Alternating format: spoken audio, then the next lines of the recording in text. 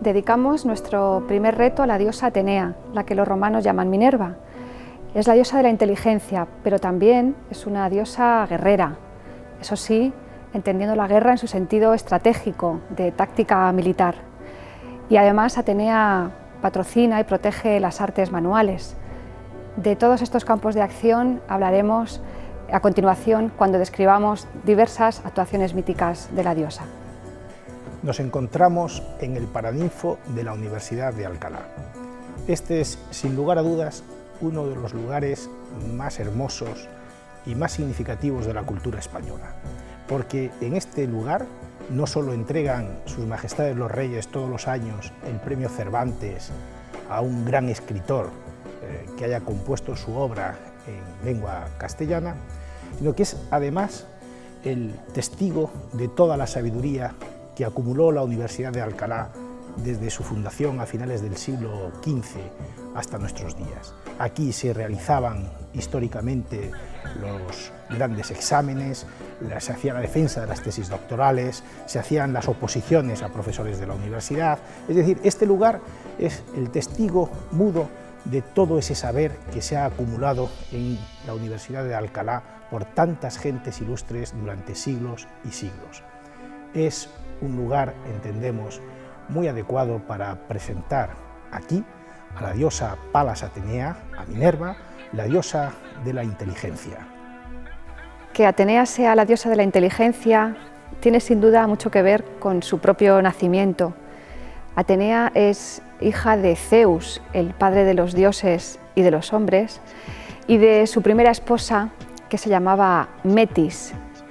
Metis era una divinidad que tenía que ver con la astucia, pero fundamentalmente con la capacidad de previsión. Sucedió que Zeus recibió un oráculo según el cual el hijo que tuviera le destronaría, y ante esta posibilidad pues decidió directamente comerse a su esposa, que ya estaba encinta. Claro, cuando pasó un tiempo prudencial, a Zeus le entró un dolor de cabeza terrible y pidió a otro dios, el dios de la fragua, Hefesto, que con su hacha pues le abriese la cabeza porque no podía soportar la jaqueca. Y en efecto, así lo hizo Hefesto, y de la herida que Hefesto propinó a la cabeza de Zeus, de esa herida, como digo, nació la diosa Atenea, a una edad de unos 20 años y completamente armada. Bueno, ya sabéis quién es Palas Atenea, la Minerva de los romanos. Nos lo ha contado la profesora Maribal Gago y yo creo que ya a nadie se le olvidará nunca quién es esta mujer. Claro, la imagen que tenemos de ella es la de una mujer seria que se dedica a la estrategia militar, que se dedica a las bellas artes, que sabe inventar cosas, es una mujer extraordinariamente industriosa, creadora, sabe educar a los hombres, sabe enseñarles cosas, pero no todos los antiguos veían a Palas Atenea de esta manera. Hay un escritor que se llama Luciano de Samosata, que contempla todas estas historias de los dioses griegos y romanos con un gran sentido del humor. Ahora os vamos a presentar un texto en donde, en forma de diálogo, Luciano de Samosata cuenta de una manera, a mi modo de entender, muy divertida, cómo nace Palas Atenea, Minerva, de la cabeza de Zeus, de Júpiter, nada más y nada menos. Escuchad. ¿Qué es lo que tengo que hacer, Zeus? Aquí me tienes, como me ordenaste, con el hacha tan afilada que podría partir una piedra de un solo tajo. Muy bien, Hefesto, ea, descarga un buen golpe sobre mi cabeza y pártemela en dos. ¿Estás tratando de probarme para ver si he perdido el juicio? Vamos, dime qué es realmente lo que quieres que haga por ti. Eso mismo, que me partas el cráneo. Y si me desobedeces, no será la primera vez que pruebes mi cólera. pero tienes que dar el golpe con toda tu fuerza, sin más retrasos, porque me muero de dolor de parto, que me está trastornando el cerebro.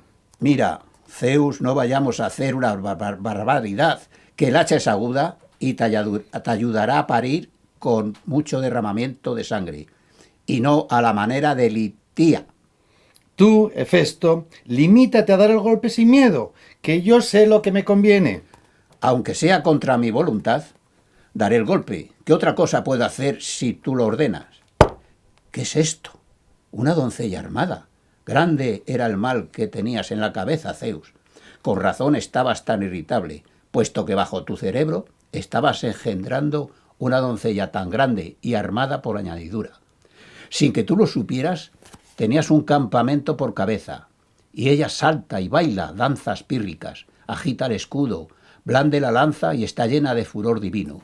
Y lo que es más importante, en poco tiempo se ha puesto bellísima y ha llegado a la flor de la edad. Es cierto que tiene los ojos verdes, pero también esto la embellece haciendo juego con el casco. Por todo ello, Zeus, dámela en matrimonio como pago por mis servicios de comadrona. Pides una cosa imposible, Hefesto, porque quiere permanecer eternamente doncella. Pero en lo que de mí depende no tengo nada en contra. Eso es lo que yo quería. Lo demás es cosa mía y voy a ratarla. Hazlo, si es que puedes arreglártelas. Solo que estoy convencido de que pretendes un imposible.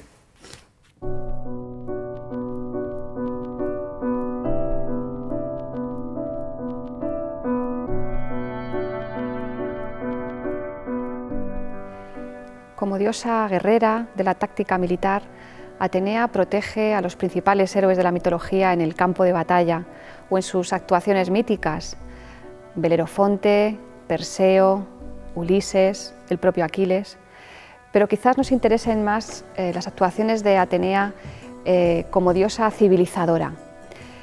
Por ejemplo, cuando los habitantes de Atenas decidieron buscar un patrón para su ciudad, hubo dos dioses entre los que dudaron. En primer lugar, Poseidón, el dios del mar, y en segundo lugar, la diosa Atenea.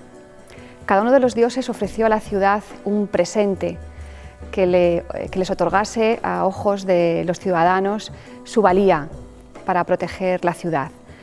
Poseidón regaló a la ciudad de Atenas un caballo que de una coz hizo manar un manantial.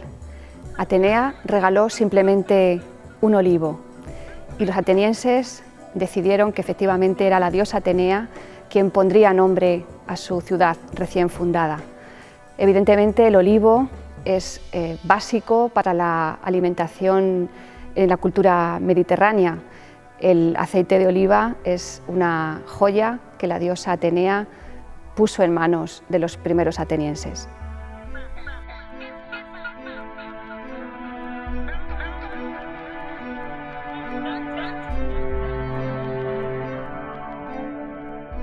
Vamos a destacar ahora una actuación de Atenea que tiene que ver fundamentalmente con su faceta de protectora de las artes manuales y también con la misión empresarial.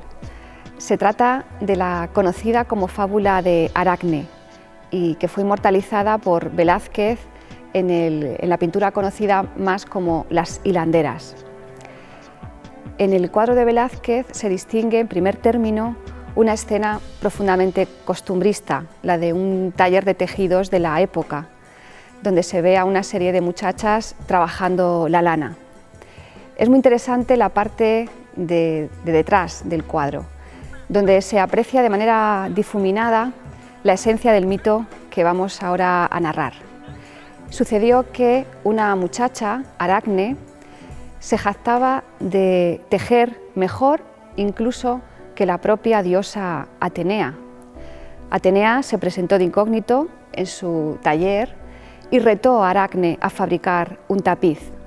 Esto es lo que refleja la primera parte del cuadro de Velázquez, donde se distingue a Aracne vuelta de espaldas y a la diosa Atenea, de la que podemos ver su figura disfrazada como una anciana, eso sí, con una pierna que refleja una edad mucho más juvenil, la propia de la diosa. Los tapices de ambas eran espectaculares. el tapiz que fabricó la diosa tenía que ver con los castigos que Zeus infligía a los mortales que se atrevían a compararse a los propios dioses. Toda una advertencia para Aracne. El tapiz de Aracne, por otra parte, reproducía una de las múltiples aventuras amorosas de Zeus, el padre de Atenea. Atenea, muy molesta, no solamente por el contenido del tapiz de Aracne, que de manera directa suponía una afrenta a su padre, sino, como digo, también disgustada porque el tapiz de Aracne era de una perfección también sublime, castigó a la muchacha igualmente y la convirtió en una araña para siempre destinada a tejer.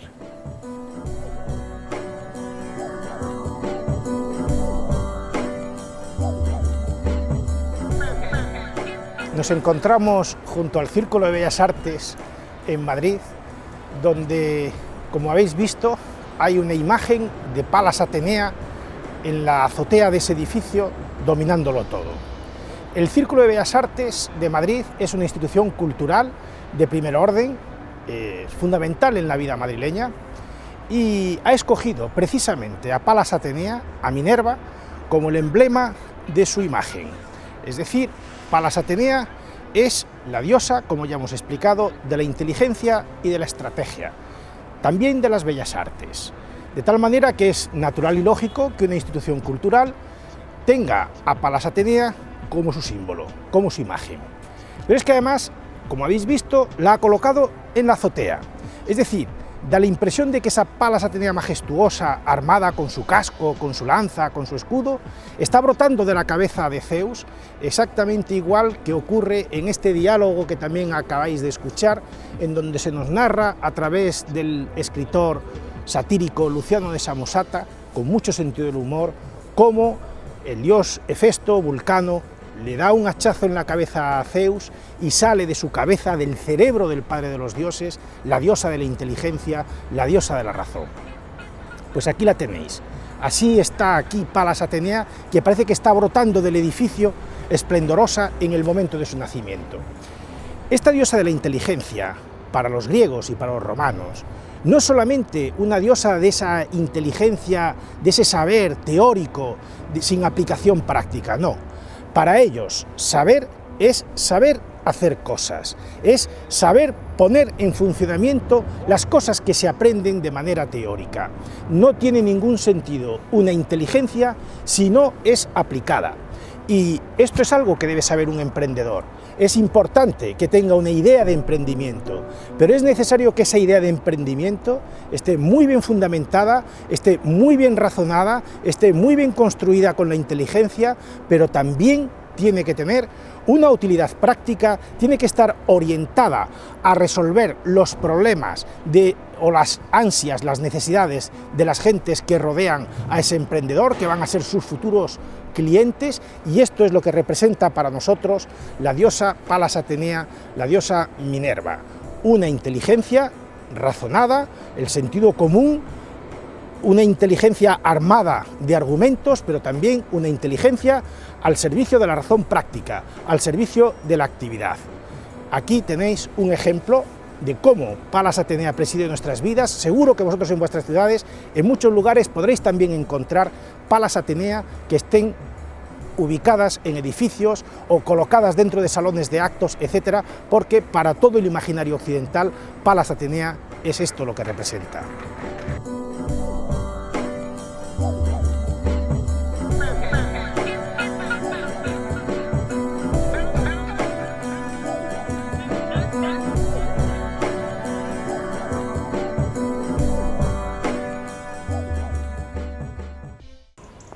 Esta es la fachada plateresca de la Universidad de Alcalá, una de las construcciones más hermosas del Renacimiento español.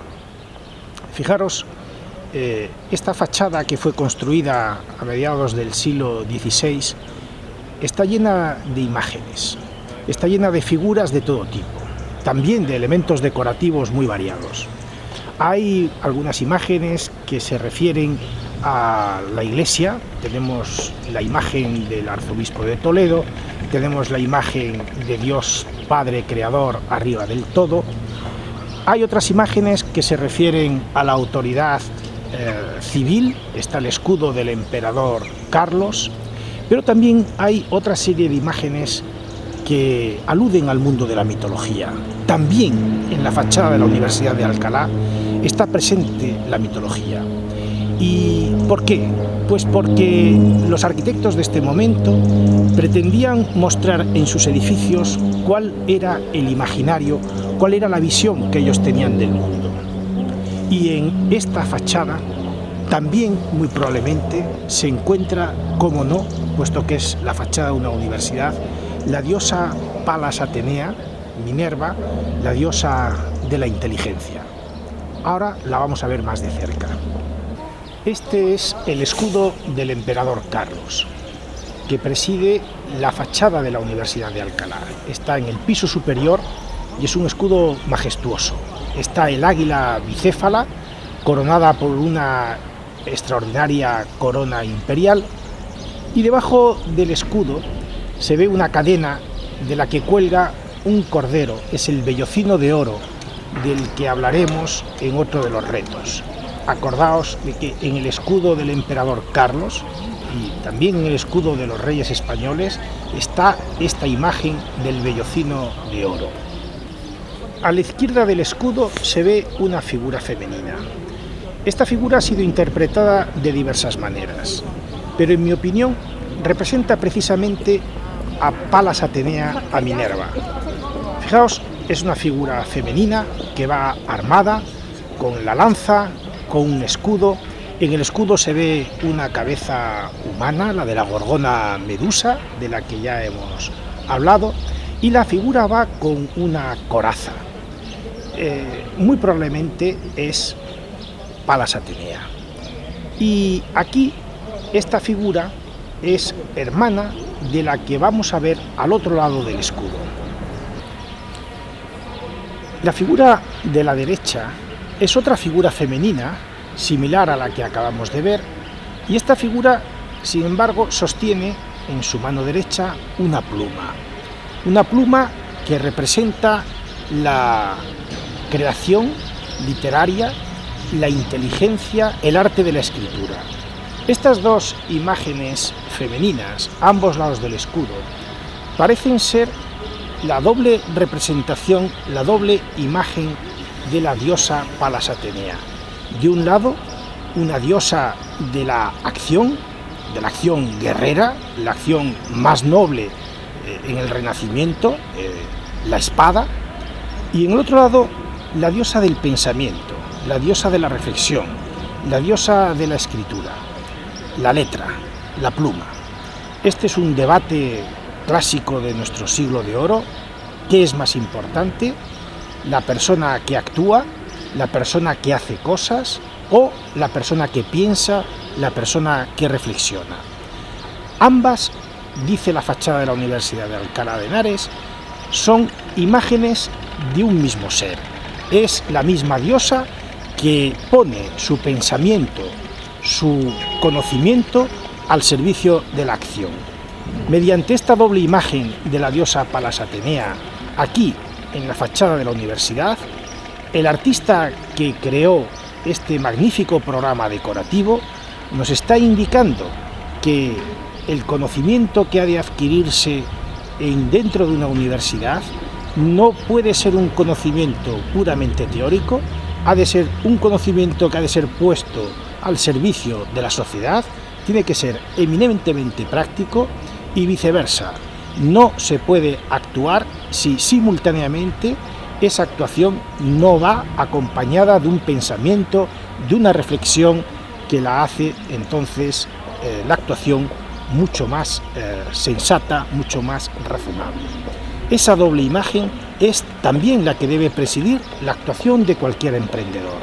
De una parte debe ser una persona activa, dinámica, capaz de abordar cualquier reto práctico, pero al mismo tiempo tiene que ser también una persona reflexiva, bien formada, capaz de saber entender los problemas teóricos que le plantea su propia actuación.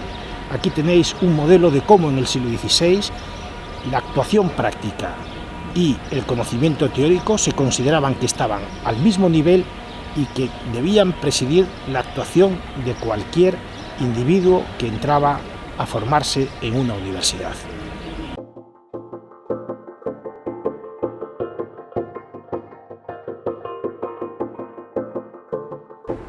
¿Qué es un emprendedor? Todos tenemos una idea del emprendedor de éxito, de fama, de revistas. Cualquiera que piense en un emprendedor, seguro que ahora mismo ya tiene 2, 3, 4 nombres en su cabeza.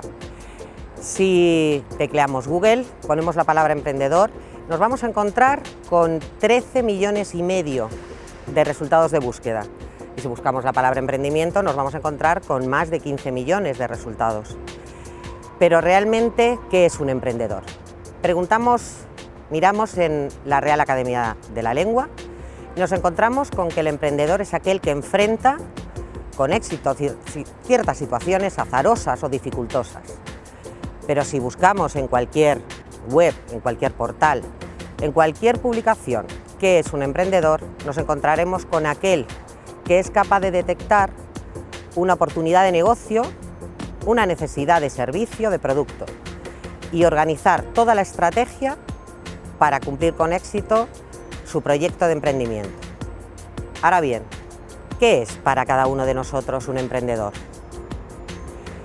Aquel que es capaz de tener una idea y de ponerla en marcha, porque la idea es el principio básico de todo emprendimiento. Es la génesis. Como decía el profesor Alvar, todo parte de la cabeza, todo parte de la inteligencia. Por eso aludimos a la diosa Atenea, porque no hay proyecto de emprendimiento si no tenemos una idea para emprenderla. Pero la idea es solamente el principio. Todos tenemos ideas, solo el emprendedor es aquel que es capaz de convertir una idea en un proyecto, su proyecto. Porque si algo diferencia al emprendedor es su unicidad. Cada emprendedor, cuando inicia su aventura, es algo muy similar a cuando cogemos un coche. El conductor sería ese emprendedor. El coche necesita de un encendido, de esa idea, pero de una serie de componentes que son los que van a hacer posible que continuemos, que hagamos, que iniciemos ese trayecto que nos va a llevar con éxito, porque eso es lo que siempre esperamos, siempre es lo que espera un emprendedor cuando inicia ese camino. Para ello, ya hemos visto en su definición, tiene que estar preparado para las adversidades, las dificultades, tiene que tener unos valores y unas actitudes y sobre todo, y lo más importante, tiene que tener pasión, corazón. Eso es lo que diferencia siempre cualquier proyecto. Cuando hablamos de un garaje en California y de cómo ese garaje después se transforma en un producto que llevamos todos en la mano, en un iPhone, por ahí han pasado muchos años, muchas adversidades. A Steve Jobs probablemente cuando se le preguntó en el año 1984, cuando sale de la compañía, qué era lo que pensaba en ese momento, es que tenía la oportunidad de iniciar otro proyecto. Eso es lo que nos diferencia. No es el éxito, no es la fama, es la capacidad de seguir emprendiendo. Un empresario empieza siendo un emprendedor, pero no tiene por qué ser emprendedor siempre. El emprendedor lo es continuamente y ahí es donde encuentra su sentido de la vida. Por eso la pasión, la fuerza de voluntad, la capacidad para superar todas las dificultades y convertir estas dificultades en oportunidades. Eso es lo que realmente caracteriza a un emprendedor.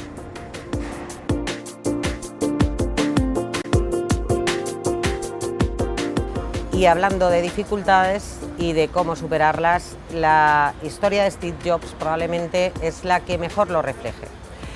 En el curso tenemos unos enlaces muy interesantes, pero hay uno especialmente que hemos dedicado para todos los alumnos, que fue el discurso que Steve Jobs daba ya prácticamente al final de su enfermedad en la Universidad de Stanford. Tiene todo el interés y el testimonio de alguien que cuenta en primera persona esas dificultades. Recordemos que Steve Jobs nace en 1955 en California y en el año 1976 convierte su garaje prácticamente en ese emporio que hemos visto, que es la vida de Mac, de iPhone. En el año 1976, con su amigo, funda Apple y en el año 1982 ya es portada de Time. Con 26 años, Steve Jobs es millonario. Pero esta historia, también en los años 80, tiene algo en común con todo emprendedor: las dificultades. Y esas dificultades surgen con la invasión de los ordenadores personales, que hacen que haya que replantearse toda la estrategia. En ese momento, Steve Jobs saca al mercado para competir el Macintosh, que hace que se revolucione absolutamente toda la industria de la informática. Esto es ese momento que mencionábamos de convertir una adversidad, una dificultad en una oportunidad. La competencia obligó a poner en funcionamiento otra de las características, otro de los valores de los emprendedores: la creatividad. Aún así, tenía que superar una nueva dificultad: las desavenencias internas con su propia empresa, con sus propios socios, que hacen que en el año 1985 tenga que salir de la empresa, venda todas sus acciones menos una y se dedique a otras actividades que le hacen y le convierten en el auténtico paradigma del emprendedor. Funda Pixar y a partir de ese momento sigue trabajando hasta que la propia Apple vuelve a llamarle años más tarde por dificultades financieras y se incorpora nuevamente con nuevos productos que todos consumimos al día de hoy, como es el iPad, como es el iPhone, como son las tablets, que han revolucionado sobre todo la sociedad de hoy en día con nuevos medios de comunicación.